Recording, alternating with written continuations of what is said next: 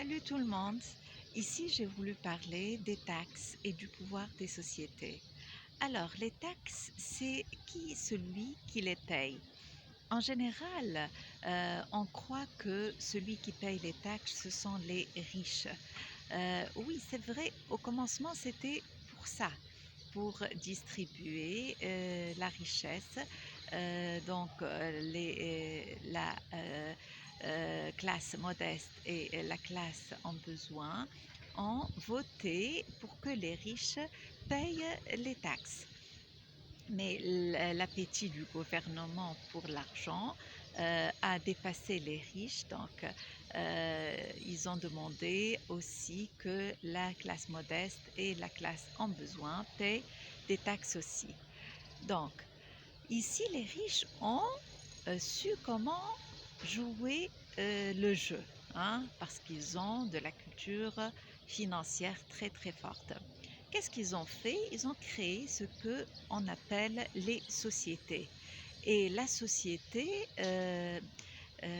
peut et elle a un pouvoir financier qui protège les riches des taxes.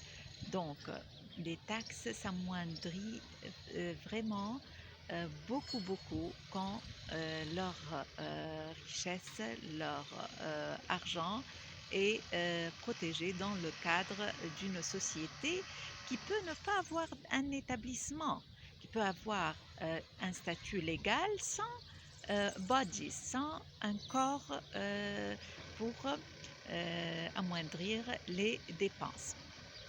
Alors, en fin de compte, c'est qui paye les taxes? Ce sont les gens en besoin et la classe modeste. Ce sont eux qui ont voté pour les taxes et maintenant c'est eux qui les payent au gouvernement.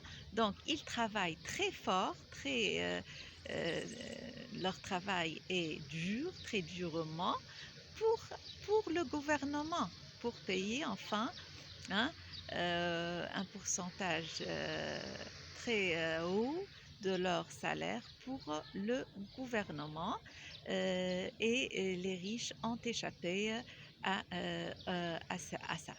Alors, pourquoi? Parce qu'ils sont très bien informés.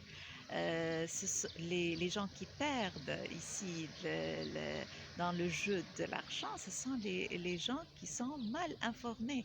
C'est pourquoi la culture financière est très très importante, hein. Et ça, on veut, dans notre chaîne, l'établir parce qu'on croit que la culture financière est très très importante pour réussir dans le domaine financier. Merci beaucoup et à la prochaine. Merci, à la prochaine.